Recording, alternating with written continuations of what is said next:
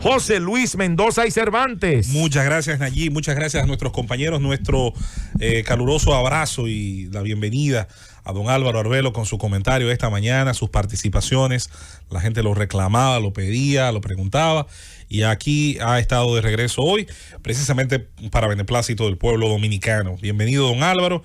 Y por supuesto, nosotros junto a usted tratando de ampliar los horizontes informativos de los dominicanos a esta hora de la mañana. Quiero conectar con el comentario anterior de nuestro compañero Felipe Romero Sánchez, porque es necesario, muy necesario, que se hagan dos cosas claras en términos de políticas energéticas. Primero, como ha dicho Felipe, reconocer los retos, disminuir las pérdidas, el tema de la eficientización de esa matriz, que por cierto, ahí es donde yo creo que ha habido mayor impacto positivo de la creación de una planta de ese tamaño, de ese volumen, y que con solo llegar y entrar, señores, prácticamente equilibró a tres partes iguales la matriz de energía.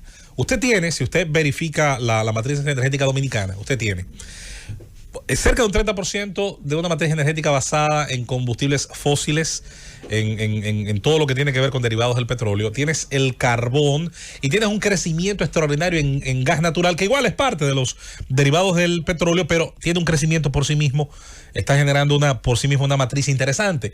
Luego está el aporte que hacen hidroeléctricas y otras formas de renovables, que todavía, lamentablemente, todavía no es tan alto, no es lo suficiente como para convertirse en una matriz lo suficientemente amplia como muchos quisieran para satisfacer las necesidades de energía de la sociedad dominicana, y casi en ningún caso en el mundo. Se han hecho ensayos en algunas naciones donde esa matriz energética, tanto de hidroeléctrica, solar, eólica, pues brinda una gran cantidad de energía. En algunos países se ha probado incluso solamente por un par de días tener conexión a esos sistemas, pero todavía el mundo, y aquí quiero empezar la matriz de este comentario pidiéndole, le voy a pedir hoy un pedacito del mapa a mi compañero Rosendo Tavares, del mapa de los 500 y pico de millones de kilómetros que tiene la superficie terrestre. Yo le voy a pedir los 9 y pico que tiene China. China Popular es un país fascinante, lo es por su historia.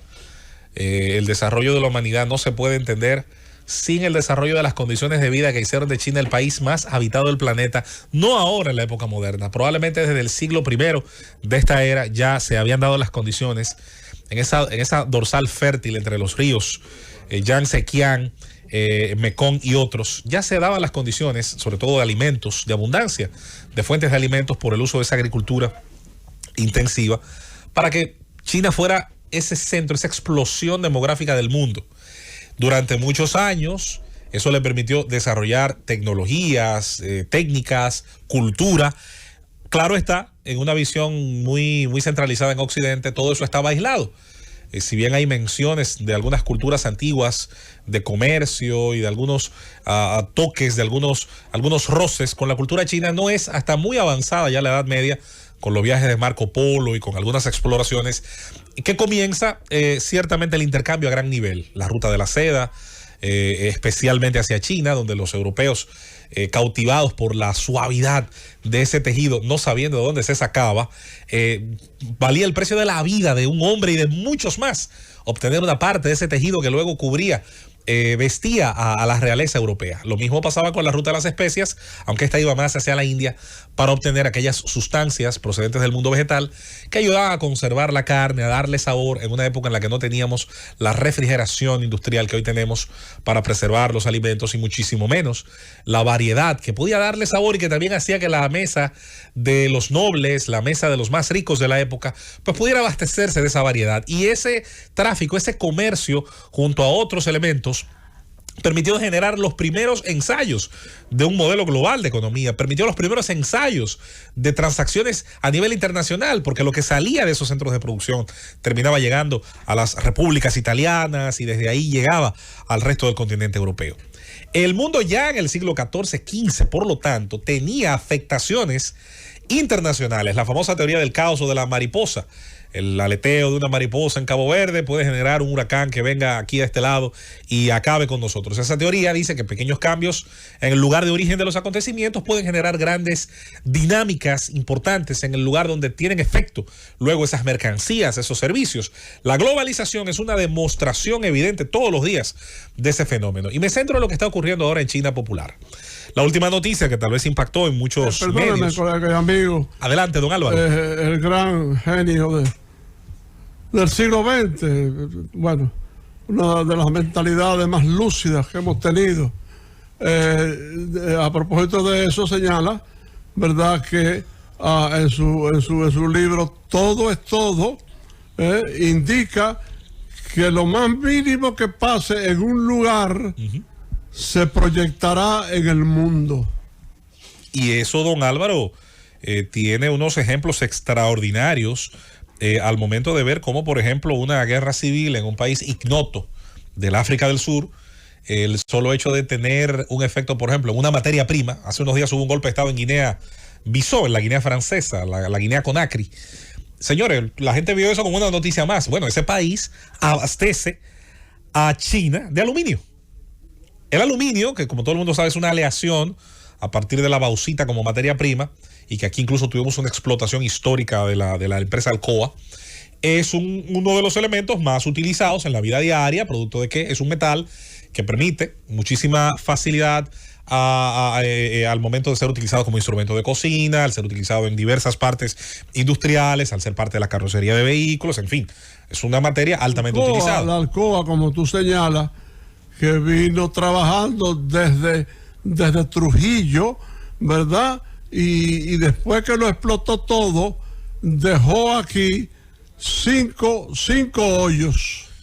Dejó sí prácticamente el cementerio ahí vivo de la explotación. De todos modos, y yendo al centro de esta situación actual en las energías, y ahí me monto de alguna manera en la ola que exigía Felipe a las autoridades de hoy. Yo lo hago tal vez desde otro punto de vista, pero igual va de la misma manera. Hay que establecer una estrategia ante lo que está ocurriendo. ¿Y qué está ocurriendo en el mundo? China popular en estos momentos, ese país que desde el año 76 inició las reformas económicas, cuando Deng Xiaoping dijo que no importaba que el gato fuera blanco o negro, era importante que cazara ratones. Y comenzó a surgir una simbiosis del sistema de partido único que mantiene China, de un sistema de libertades limitadas al individuo, pero de grandes facilidades para el capital. ¿Y qué hizo el capital internacional? Bueno, comenzó a invertir en esa nación, colocaron fábricas, y China hoy, producto de décadas de esa política de atracción de capitales, de tecnología, hoy es la fábrica del mundo. Es el país que más materias primas consume. Es una nación cuyo Made in comenzó siendo despreciado porque todo era copiado, todo era carabelita, pero no, termina convirtiéndose en una potencia incluso en la propiedad intelectual. Desde hace muchos años las exportaciones chinas han crecido de valor porque ya se diseña, se innova, se investiga y comienza también a producirse una elevación del valor de lo que producen, de calidad. Tanto así que marcas de lujo en cualquier área que a usted se le ocurra tienen grandes centros de producción, no solo en el sudeste asiático en general, sino en China. Ahora, ¿qué está ocurriendo, Rosendo, internacionalista de nuestro espacio? Rosendo, hay una política del Estado chino en estos momentos para disminuir la carga energética. Un amigo mío, a propósito de eso que tú dices, que ya todo se fabrica en China. O gran parte. Él acostumbraba cuando iba a París a comprar unos zapatos, que él solo lo compraba allá en Francia. Y un día compró sus zapatos, se lo trajo para Santo Domingo. Cuando lo sacó de la caja y lo miró bien, le encontró un letrerito que decía Made in China. Ahí está. Sí. Para castigo de su ego, pero para reconocimiento de que la calidad en términos fabriles, en términos China, de manufactura, había crecido muchísimo. De manera que se ha dado este proceso de décadas. Ahora, ¿cuál es el proceso actual? Bueno, China decide, producto, señores, de una situación que trajo la pandemia, nadie la diseñó. ¿Cuál? La siguiente. La pandemia produce una disminución de consumo energético en el mundo occidental, en el mundo industrializado, donde quiera que esté. Esta disminución fue tan notoria, y lo recordará Rosendo porque yo lo escuché, recuerdo cuando lo comentó aquí en el Gobierno de la Mañana en esos días. Barcos, los famosos superpetroleros, los post-Panamax, los post-Suez, que son más grandes todavía, estaban varados en los océanos porque las necesidades energéticas habían bajado a un nivel tal, el precio del petróleo bajó a un nivel tal, que se estaba pagando dinero por almacenar crudo, porque los niveles de consumo habían bajado. ¿Qué hace el gran capital ante un fenómeno como ese? Disminuye la inversión en energías.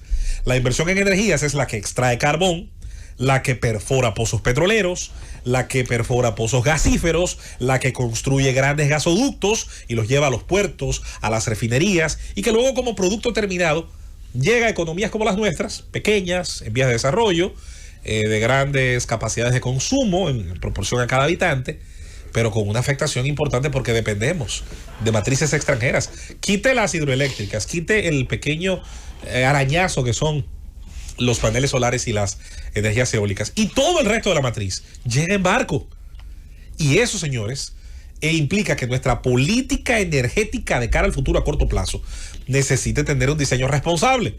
Tener una matriz energética bien diversificada, por ejemplo, nos hace menos vulnerables a que un elemento de esos falte en el mercado, como ahora probablemente veamos en los próximos meses, algunos dicen que años, una disminución de esa oferta de carbón porque pasaron dos elementos. Disminuyó el consumo energético producto de la pandemia y las medidas de encierro que hubo en el mundo. El capital dejó de invertir en la extracción de esos bienes porque no lo iba a hacer para pasar el tiempo. Al final se busca la rentabilidad en el corto, mediano y largo plazo. Pero luego, al volver a abrir las operaciones, al volver a bajar, a llevar a la máxima capacidad en algunos casos de las industrias y del consumo, las energías, entonces nos topamos ahora con que no se está produciendo la misma cantidad. Un ejemplo de ello, Rosendo, don Álvaro, estimados compañeros en cabina y oyentes, el Reino Unido. Busca las noticias del Reino Unido de ayer y de hoy. Pleitos en las bombas de gasolina porque falta el combustible. Por primera vez en muchos años, después de la Segunda Guerra Mundial, don Álvaro, hay racionamiento de combustible en el Reino Unido, el país de donde es British Petroleum, una de las petroleras más grandes del mundo, BP. Ellos están produciendo petróleo. El tema que ellos tienen es un shortage, como le dicen en inglés. Un tope. Una escasez. Sí. De camioneros. También. De choferes de camiones. Que dejaron esa actividad y buscaron otras cosas también más rentables en el mercado. Hay, señores, todo, insisto, una situación. China está tratando de reducir los niveles de consumo energético. También se comprometió el dirigente político más importante, Xi Jinping, a reducir la huella de carbono, que es, hay que decirlo, de las 20 ciudades más contaminadas del planeta, China tiene la mitad. Ciudades como Pekín, Guangzhou, Shanghái tienen una situación en materia de medioambiental, el famoso smog, la nube inamovible de humo. Es una situación terrible. La polución en esa nación es tal que el uso de la famosa mascarilla para ellos es una costumbre. Ellos siempre le han dado preeminencia a la producción por encima del cuidado ambiental. Y pudiera ser que una serie de situaciones aunadas, como hemos dicho, posteriores a la pandemia, a los acuerdos políticos. Sería bueno añadir brevemente que Estados Unidos posee el récord que nadie quisiera tener, de ser el país que tiene la mayor polución del mundo. Así es como bien ocurre con ese mundo industrializado que ahora tiene, por obligaciones políticas, sociales, por la conciencia general en una gran parte de la ciudadanía, por los compromisos asumidos por una parte de la política. Ahora habrá que ver qué ocurre, por cierto, con Alemania. Hay grandes temores sobre cuáles políticas se podrían tomar, justo en los resultados que ayer hablaba Rosendo, sobre todo por la enorme capacidad industrial de esa nación. Entonces, el mundo está en un momento, en un contexto internacional, donde el tema energético pasa por un proceso difícil. Hay que esperar a ver cuánto tarda el mundo en volver a generar una oferta del tamaño que tenían esas necesidades energéticas previo al tema de la pandemia. Y una vez esa oferta llegue a esos niveles o lo supere, porque siempre tiene que haber un excedente por temas de almacenamiento, por temas de garantía, de compras a futuro. Entonces, ver cómo eso impacta a naciones como las nuestras. ¿Qué exigimos desde aquí? Planificación, cálculo, asesoría. El tema del carbón no está ocurriendo solo en República Dominicana, pero lo han dicho los compañeros. Los gerentes deben prever, ir más allá de la curva, ver esta situación no como una justificación de que nos falte, de que no tenemos, de que se nos acaba, de que hay que sacar una unidad de potencia. No, se trata de tratar de encontrar las soluciones que en el más corto plazo puedan volver a satisfacer las necesidades energéticas de una nación que, como la nuestra, apenas tiene una huella mínima. Partidario del uso indefinido hasta que esa situación que tú señalas se corrija. el uso indefinido para nosotros del carbón? Yo creo, don Álvaro, que hay que hacerlo por dos razones elementales. Primero, es el material de capacidad de generación de energía más abundante del planeta. Eso es lo primero. Su abundancia no está en discusión y podríamos incluso beneficiarnos, don Álvaro, de que como otras naciones están acudiendo a variables energéticas distintas, pudiera generarse, tal vez, de cara al futuro, una enorme cantidad de carbón ya explotado, ya sacado de las minas, y los precios pudieran beneficiar a la República Dominicana. Mire, don Álvaro, yo creo, y ahí entra un elemento interesante ya para concluir, las políticas públicas se realizan desde tres marcos: lo ideal, lo posible y lo probable. El mundo quiere ir hacia un ideal, energías limpias, quiere energías que no necesariamente dependan de los combustibles fósiles por el elemento contaminante, pero al día de hoy el 86% de la energía tiene origen de combustibles fósiles. 86%. No estamos en las condiciones, el mundo entero no lo está, en la capacidad de decir mañana no voy a comprar petróleo, no voy a usar gas, no voy a usar derivados, no voy a usar carbón.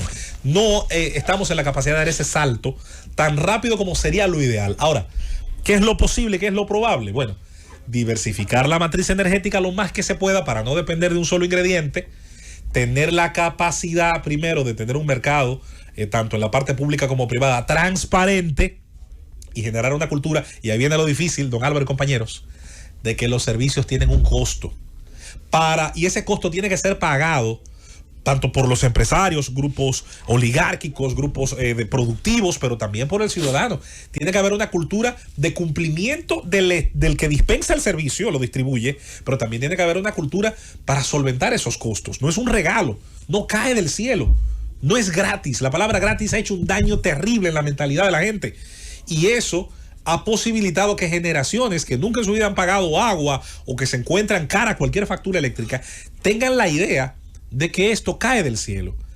Siendo así, el reto está claro. Lo primero es sincerizar la situación de nuestro sistema energético, tomar las decisiones que nos permitan nuestras capacidades como nación pequeña que somos en vía de desarrollo, donde también hay que jugar muy bien el elemento de la diplomacia, que para algo debe servir, y también, ¿por qué no?, ir generando una cultura que vaya eliminando el trato excepcional y privilegiado de algunos sectores oligárquicos, al tiempo que también se educa y se le da un servicio de calidad a los que, siendo más vulnerables, deben también iniciar una cultura de pago. Llévatelo, Cundo.